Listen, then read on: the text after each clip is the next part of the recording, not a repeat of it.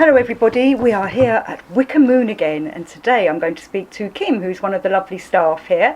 Thanks for joining me, Kim, and perhaps you could tell me how you got into all this kind of wonderful work. Hi, yes, of course I can. Right, how did I get into this? Well, I've always been interested in the strange, weird and wonderful, even as a child, and always interested in spirituality in some form or another. I used to get told off terribly as a child by my RE teachers. So about 20 years ago, I started getting interested in all things magical. I'd had my children, I raised my children, and decided this was my time for me. And I found this wonderful, wonderful little shop, which was then in the arcade up in Eltham High Street, called Wicker Moon. So I went in there and met the lovely Shirley, and who was working with her at the time, and came away. And then about 2 or 3 years later, I came to this shop. Because it had moved. It had moved. It had then moved from up the high street and had moved round the corner, so it was round here. So I came in and I was just blown away with everything. It just swept me away. It was like, I'm home. So I started coming in and started making excuses to come in.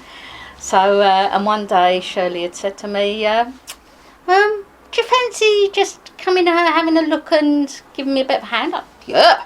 Yes, lovely. So, and that's how it's been since then. So, you know, I just hang out here and just love it. Where else would I be? Because I watched lots of your videos that you girls make for the Wicker Moon website. You know, you're doing your drumming, or you're telling people about crystals, or you're telling people about the oil. So, you know, you're very learned on many different subjects. Just love it. You can't help but, it's like you learn by osmosis here. It just all soaks into the pores, and you get a person comes in and they want a crystal for this thing, so you have to sort of go away and read a book or pick up a crystal and learn, and you pick up pieces of information on which oil would help them for their problem, or what sort of spell, if they'd like to do a spell. So you just learn, and because I've been here for a little while now, it's just sort of no Psalms stuff, just a tiny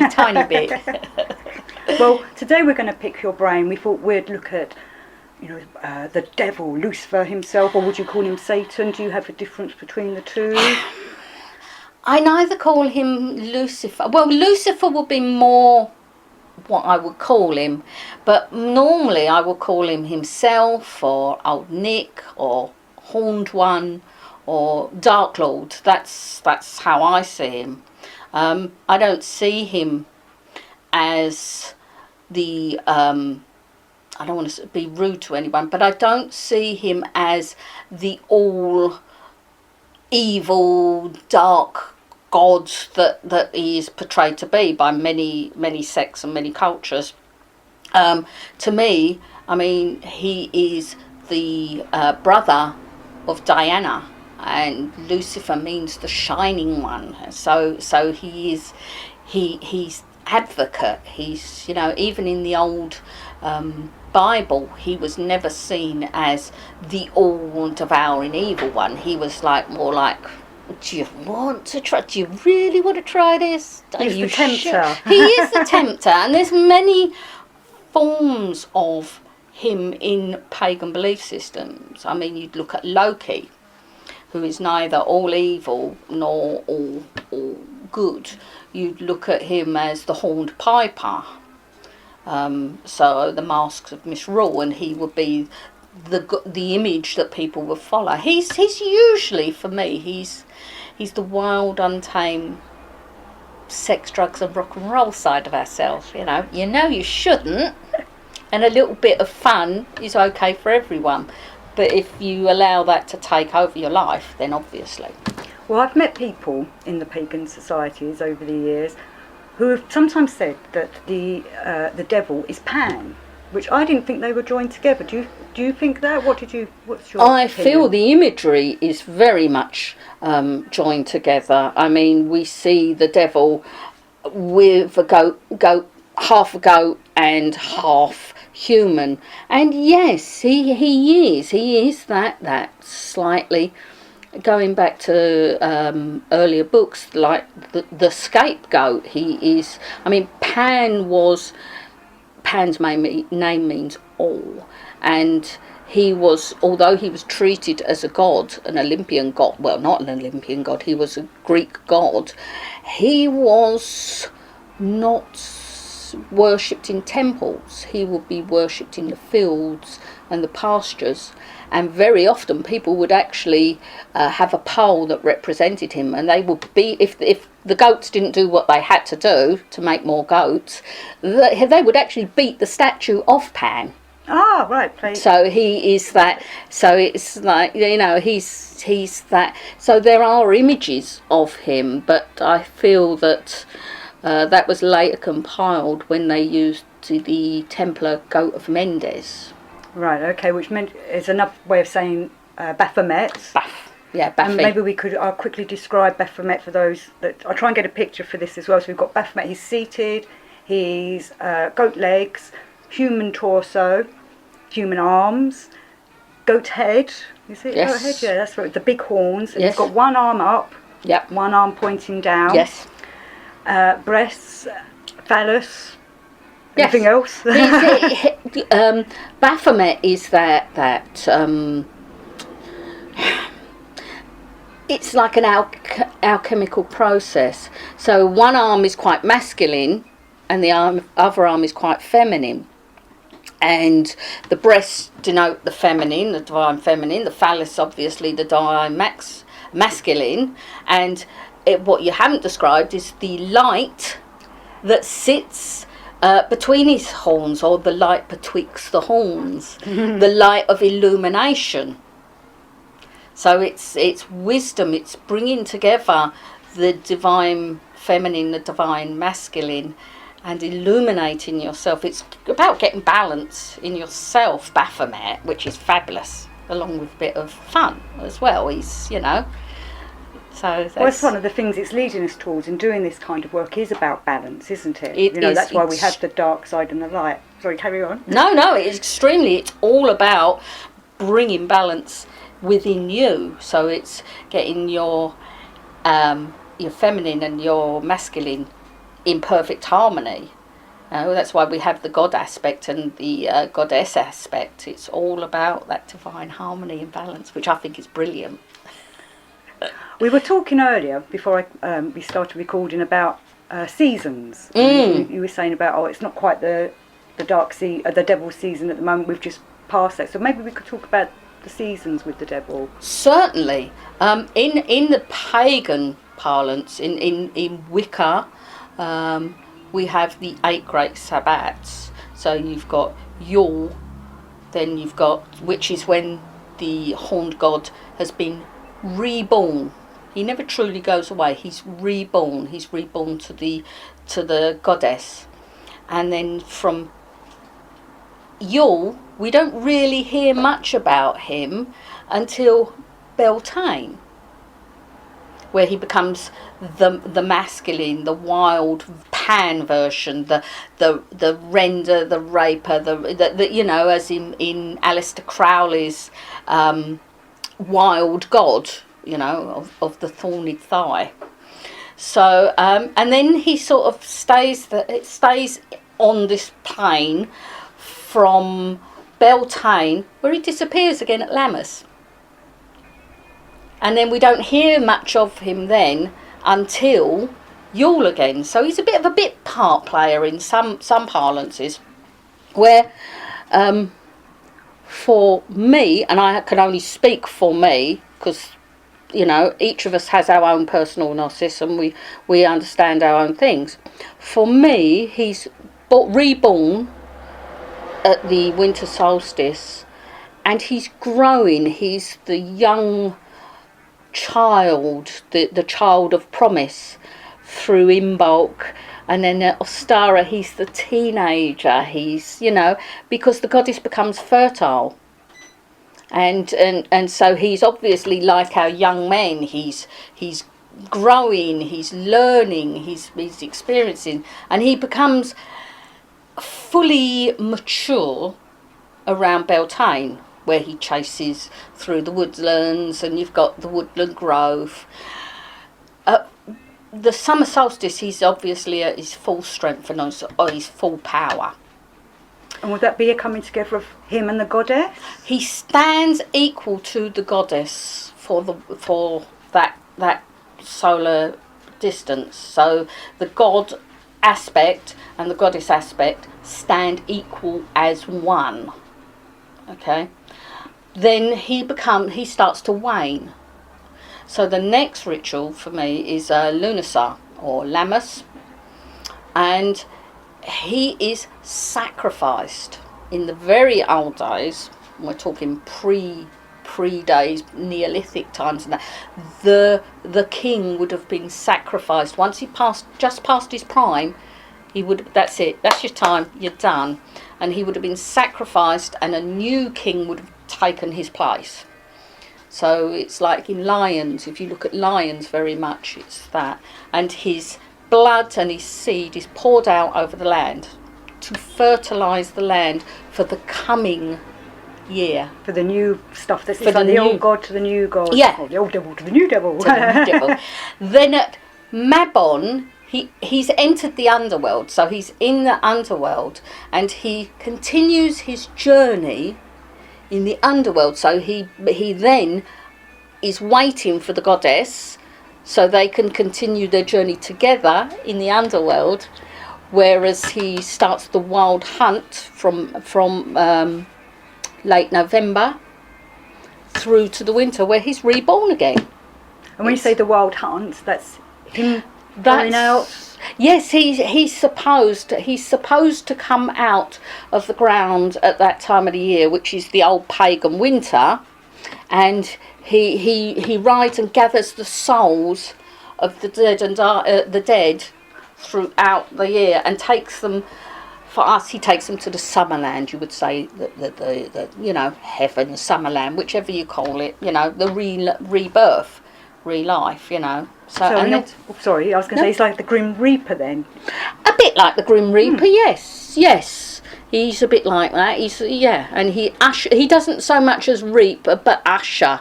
They've already gone. The souls have already gone, so he'd escort them on the journey. So, and then he's reborn, obviously, again at the winter solstice, which is, how I see it. And as I say, I can only speak for me. I can't speak for every pagan, because we all have our different ideas and beliefs. Which is how I believe, and this is what I was saying to Shirley last time, which I'll put that show up at the end of this one. It should be an individual thing, what you want to believe in, what you want to follow, because it's us connecting with the archons or the archetypes or the, whatever you're into. Definitely. So, yeah. Well, one thing I wanted to ask you, because you brought up about the underworld, maybe we could talk about that a bit, because to some people that'd be like, is that hell? What is that? Tell us about the underworld. Bless us. Tradition. The word hell comes from the Norse tradition, and unless you was a warrior or you was chosen, you would go to the various deities' homes. So you go to Valhalla if you was a soldier, or you would go with Freya and sit in her hall of many seats. So if you was but the rest of us, we went to so if you was a farmer or a fisherman or a trader, you'd sort of like plod your way through life, pretty much like you plod your way through death, and you go to this rather dreary, unconventional place called Hell, ruled by the goddess Hela. And so Hell was a rather dreary place that you went to, and it was not too exciting, so it was pretty much. Now, in ancient biblical days, outside the city of Jerusalem, they had a great big rubbish tip, and they would put the corpses of condemned thieves or the unclaimed dead and all their old rubbish and they'd throw it outside the city gates. And it used to be a stinking, horrible midden. So what they would do occasionally was set fire to it. So you'd have this big blaze and all these corpses and that. So if you were sent to the biblical form of the underlife, if you was a ne'er-do-well or not too good, that's where that's where you'd end up, in this big old burning pit. And what happened, as so many things do happen, once the new religions became established, they took the names of the old religions and the old deities, and they went, well, this is not a nice place to be, and that's your not nice place. So we're going to combine them all, and we're going to make one word. So your dreary version of hell is going to be our burning, and we're going to call it the same place. And by the way, your God is going to be the ruler of that place, because he's nothing but the devil himself, and you're going there. So that's again what happened. Yeah, so it all got usurped. Not necessarily usurped. I mean, I know, for me, a hell's a cold and horrible place. I mean, a bit of warmth is not a problem. But it's cold and miserable and dreary and just going on and on and on. But so people believe that you're going to this burning place, whereas as pagans, as most of you know, we believe in reincarnation, and if you don't learn your lesson this time round, well, you just got to go round again and do it all again. I was going to say, when you was a child, 'cause you're probably like me, I wanted to go to, because I didn't know about other religions, and I used to ask to go to church because it's the only thing I knew about, and my parents were, oh, silly Debbie, what should you want to do that for? Let me go to Sunday school. Obviously, as I grew up, I've learned about other stuff and got drawn to. Was yours the same kind of experience? Well, I've actually come from a family. My parents were both devout atheists, but saying that, I was also brought up in Deptford, so we went to a lot of Sunday schools, and they were fabulous. They would feed you, you would sing, you would get books, so it was actually rather a fun place to be. So I have a lot of time for the church, and I do love to visit a nice church. I certainly do. But I always, as much as I loved the church and I loved the companionship and loved the being and singing, it just never sat right with me. There was something I would have to stretch my belief. Is that the right word? Yes, So it's like it doesn't quite. But why? I think my biggest thing was when I started reading the Bible, and I got as far as Genesis, and God said, "We." And I'm thinking, who's the we we're talking about? What we? Where we? I did the same, and I was told it's the royal we. I'm like, no. I was always getting in trouble. I actually got myself expelled from RE classes quite often because I would have these discussions with my teachers who just didn't like what I had to say. They didn't have the answers. No, exactly, but that's long ago there. Because the devil's not in the Bible that often. He's in the book of Job. Mentioned twice, I think. Oh, is he? Right, okay. Because I know he's, in the old, I'm not sure about the old. In the New Testament, it's when he comes to JC. But in Job, he's often called the adversary. It depends on whose translation you read. And in that one, it's kind of more like, well, it's a little bit of a competition between God and the devil as to who can get the soul, isn't it? And in that one, it's to do with Job, trying to get Job's soul, because he's such a believer in God, he would never give him up. So that's why the devil throws all the temptations at him to try and break his faith with with the god. How do you think about that for today's modern society? Well, yeah, the modern society. I think out there's a lot of temptations, but I don't believe it's all the devil's work. I believe it's, I mean, as humans, we're very good at it. It wasn't me, it was him. The devil made me do it.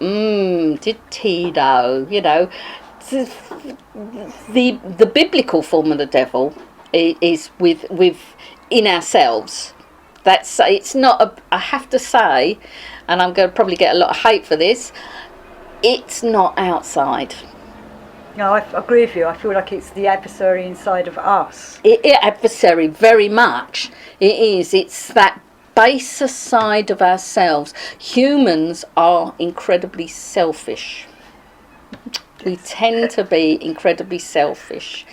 So, and that's how we've evolved. We've evolved that way. That's how we've become so prolific on the planet. If we hadn't done, we'd still be running around. If we sat there and thought of really sort of everybody else, we'd be extinct. So, but we have to get that balance right. And as most of us, we're like children. We're like children, teenage children. We have no consequences for the future, no consequences for the planet. We're just starting. Some of us are just starting to evolve. So it's like we're becoming from that childhood state into that adult state. So some of us are evolving. Some people and cultures evolve quicker than others. So we have to learn. And if we don't go through this process, we're not going to see the future. And it's nothing to do with the devil, I'm afraid. It's all man-made. So it's like a conscience thing as well. It is a conscience, yeah. It is. It's a stretching of that higher conscience, and I think we need to do it quick. Some of us need to do it quicker than others. Well, it's weird because when I was growing up, my granddad used to talk about the angel and the devil on your shoulder. Angel on the right shoulder, you say devil on the left, so it can get to your heart quicker. That's it. And that's what's telling you, talking to you into your ear, whispering little devils, whispering little temptations, angels saying, use your conscience. But really, we need both to, like we were saying at the beginning, about balance. So, you saying that, I mean, that's why when we spill salt, what shoulder do we always throw it over? Do you know, is it the right shoulder or the left shoulder? You're supposed to throw it into the devil's face. Salt, being a banishing agent, was always thrown into the devil's face. That's why you was supposed to throw it over your shoulder to blind the devil to what you was doing. So he's sitting there, and we've all got one then, if that is the way it is. Definitely, yeah. But as I said to you, it's inside all of us. It's, it's that not, I don't want to say not very nice, because the devil... The devil never makes you do anything. Devil never makes you do anything. Might put a suggestion in your head. He might put a suggestion in your head, but he always. And normally, if you're going to sign a pact with the devil, as we go on, you signed a pact with the devil. You normally know pretty much full well what you are doing. Yes. So maybe we could discuss pacts with the devil. Because I myself do not like bloodshed of any kind. But most people would do it with, you sign it away with your blood, don't you? Yes, you can do. But you can do, or you could. You don't need to. I mean, it's people used to be, but then people used to do all sorts of things that that we don't do anymore. So pacts with the devil, because. You've got pacts with the devil are usually seen by going to a crossroads somewhere. You normally go to a crossroads. Now, crossroads are liminal places, so they can lead to all directions. It's like the judgment cards. You see the sign of the crossroads. There, it's a cross, and so the devil is usually supposedly sat in the middle of the crossroads. Well, there's another god or goddess. There's several gods and goddesses that actually sit at the centre of the crossroads. You have Hecate. She's another dark goddess, and you have the the Orisha god, Elegua. And he's normally a god that sits at the crossroads. So opens to all ways. So pacts with the devil we're talking. People usually sign pacts with the devil when they desire something above all else. And so they literally, I've heard, because I wouldn't know, I've never sold my soul to anyone. I don't sell things like that. You only got one of them. Yeah. Very important thing. Don't want to be without it. No, I need it. Thank you very much. So usually it was said that Paganini sold his soul to the devil. Yes. And the blues player. Yes. And what was his name? Yeah, It's gone from my head. There was two blues players that were purported. I did know their names, but it'll come back to me anyway.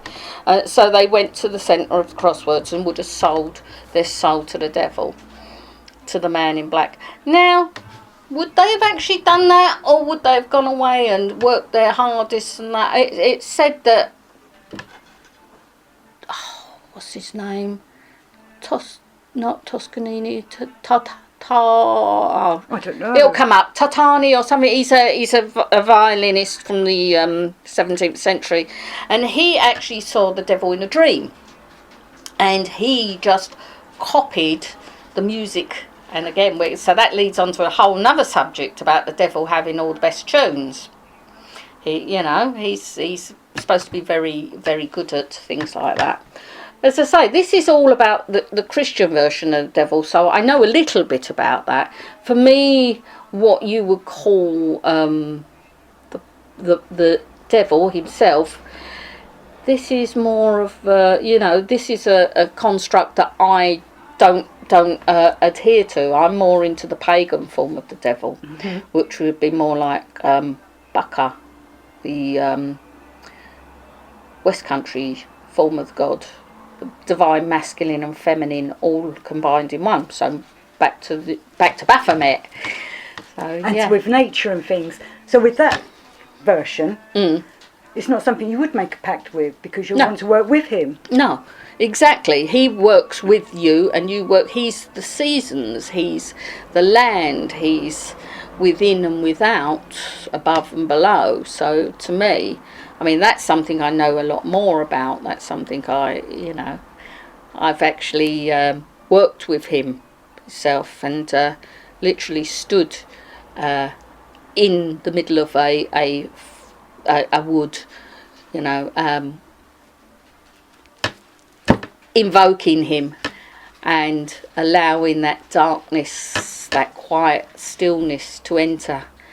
And that can be terrifying, it can be, and amazing all at the same time.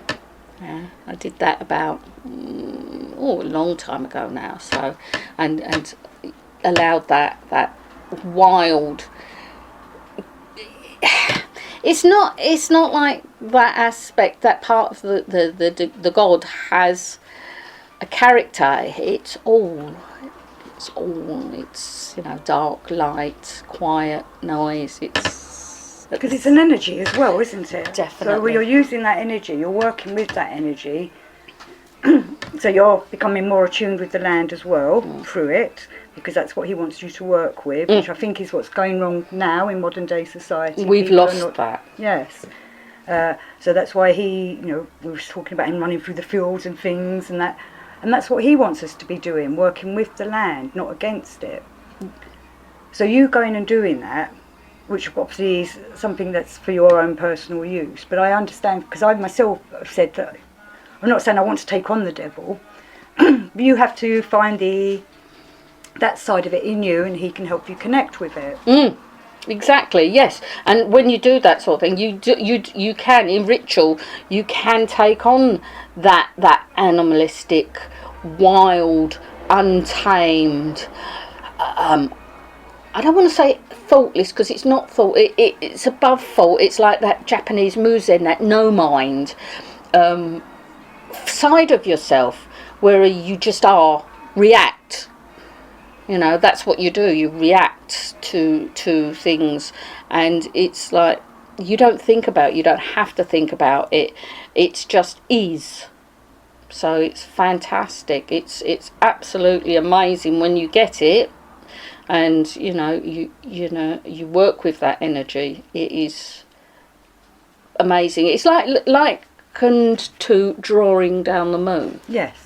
I was going to bring that up actually. It's likened to drawing down the moon. So you're just drawing that energy within. So you're not being possessed. It's nothing like not that. Possession. It's say possession. We're into trance possession now. So we're into, which is a lot of shamanic cultures and a lot of beliefs where you take on the energy of that deity. And it's done in Siddha, it's done in drawing down the moon, it's done by shamans, and it's just that, and it's done in Voodoo traditions, and it's drawing the energy of that deity within, and you take on the aspects of that deity and become more than you, in connecting with that other. It's amazing when it happens. It is amazing. Because we are here to develop ourselves. You know, I know many people want to stay, I call them asleep, you know, sorry to be rude to people, but if you don't want to develop yourself and just stay as you are, fine, that's good on you. But, you know, we're here to try and see all aspects of ourselves and the gods. Exactly. So spiritually, yes, people are asleep and people are beginning to wake up, which is wonderful. And all forms of spirituality, all forms of devotion, for me, are just wonderful. Just believe in something other than you, because there is more than just you here. The more as long as I've done this, and the more I do this, what we do, the more I just see spirituality on a daily basis. And it's there, and it doesn't have to be big miracles. It can be little miracles, and it's like, you know, a caterpillar emerging from a chrysalis, you know, or even when you see the cycle of life or the true nature of life, which is not all sweetness and life. This again is leading back to the devil aspect. People look at nature and think, oh, isn't nature lovely? No, nature is not lovely. It's red in tooth and claw. It's not honey and roses. It's blood, sweat, feces, everything. It's the whole is nature. That's why it's called wild. Wild nature, you know. I mean, talk to a lion about how lovely nature is. Wouldn't it be lovely to lay with a gazelle and you know, and no, the lion does not lie down with the lamb. The lion will think lunch. And everything eats everything. And yeah, exactly. We all consume, so it's just learning that we have to learn to consume responsibly. Yes. And not foul our nests. Back to the teenagers. Have you ever seen a teenager's bedroom? Well, that's where we're at the moment.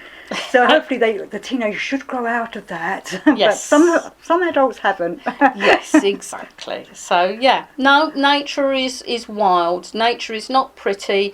It is amazing. It is awe-inspiring. I mean, if you want to see nature, look at a volcano. You know, it can be pretty earth-shattering. A few of them have been going off this year. One went off yesterday, actually. Apparently so, yes, I heard that, yes.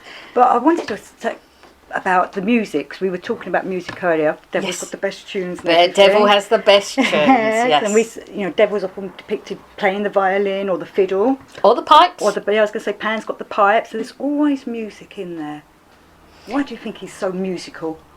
Well, see, the thing is, have you ever been to a concert?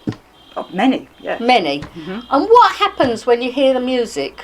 Everyone's up and dancing. And letting themselves go and losing their inhibitions. And, you know, I mean, it used to be said that Elvis was only filmed from the waist up because... down them hips, oh, you know, make women faint. Yeah, exactly. Oh, sir. So yeah, I mean, music, that wild, that back to bacchanalian feasts and things like that, and the masks of Monsieur Rule and the topsy-turvy world. people dance, people, and who but the devil would lead them? The devil's music.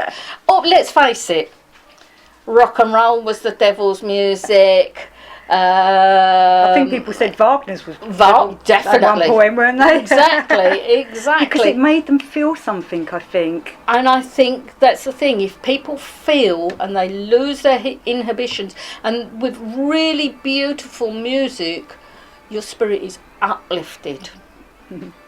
But again, with really bass, as you're saying that, a simple bass note, a simple drum note, and people feel that boom, boom, boom, that connection. It's that connection with their baser selves, you know. And shake your hips, shake your booty, you know. And so the devil would have the best tunes now, wouldn't he? I'm going to finish off because I see you've got your snake pendant on, and many people associate the serpent, the snake, with the devil. Most definitely. What would you like to say about that? Well, you know what? I look at the devil was tempting. Let's face it, who would turn around and put a tree in the middle of a garden? Okay, with a sign, not even a sign, not a fence, going, you can look, but don't eat. Don't you dare eat it. So you put this tree, and then, you know, you set,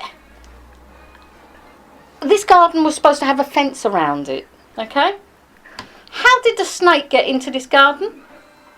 You know, nobody says about it in the Bible. Nobody tells you how that snake got in there. Who put that snake in the garden to go to Eve? Hello, Eve. So, yeah, but the serpent doesn't, for me, it doesn't mean the serpent in the Garden of Eden. You know, I mean, and then the poor old snake gets stepped on and told forever it shall crawl on its belly. Well, it was crawling on its belly already. It didn't have legs. It was, you know. But so I can't see. To me, that story is, well, I'm not going to say because it's people's beliefs. So I know what I believe about that story. And but who would put a tree in the middle of a garden and then tell everyone you can't touch that tree? You know. What can I say? Don't eat the fruit. Yeah, don't eat the fruit. But listen, and I don't feel that it was a tree anyway. I don't think it was a tree. I think it was the coming together of knowledge and wisdom. Yep, I think you know, that as well. Actually, yes. You know, so there wasn't a tree to pick a fruit on, and that old serpent was certainly not. You know, it was a snake, but it wasn't a snake that was crawling around on the ground. So that's that story. For me, the serpent means that constant renewal, that constant shedding of the old for renewal. And in the ancient days, serpents were seen as they would let go their old selves and return renewed and refreshed. They shed their skins and things. And the Ouroboros is a very important symbol. Exactly. Snake eating its tail. Exactly. Everything's a cycle. Everything's a cycle. It's like when the Mayan calendar, you know, was coming. Oh, it's 2012. What's going to happen? Well, guess what? It's like a clock. Yeah, it's the start of a new cycle. It's the start of a new cycle, exactly. Well, the devil's got wonderful tunes, and we all like to dance to him. Definitely. Not necessarily be. What do I want to say? You know, when you hear these serial killers say, "The devil made me do it." Not that kind of dance. No. The dance. It's the call of the horned one. It's dance with him, connect with him.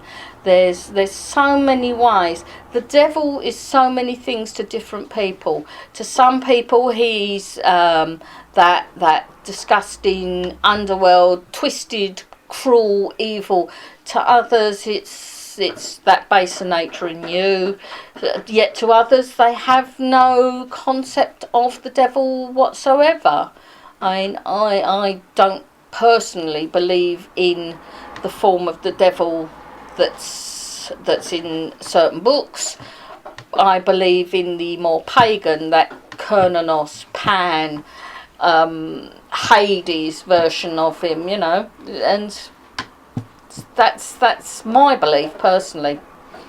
If people want to and they're interested in working with the God aspect, I can recommend some books. I mean, there's some cracking books out there. We've got Gemma Gary's Devil's Dozen, which is a book I just can't recommend highly enough if you want to work with him.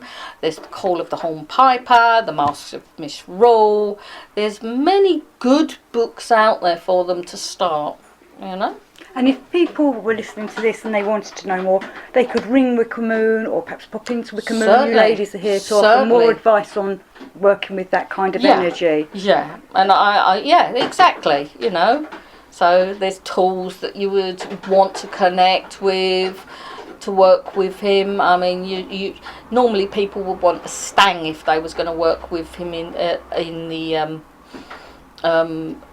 the wild, in nature. You really need, if you're going to connect with the witch's devil, then it's always best to do it outside. He doesn't do well inside. You can't invoke him indoors. Yeah, he's an outside person. He's definitely an outside guy, exactly. He's that wild, free nature. Could you explain what a stang is for people? A stang is a forked staff that usually stands above 4 foot. So it's usually above 4 foot. People have large stangs, people have small stangs that they keep on their altar, and it's representation of the Access Mundi or the World Tree. It's a representation of connecting all the worlds of that World Tree, and it's also with the two tines. Normally a candle is put in the middle, and that is the truth betwixt the horns. So that's it. Yeah, so great. And it's decorated also with.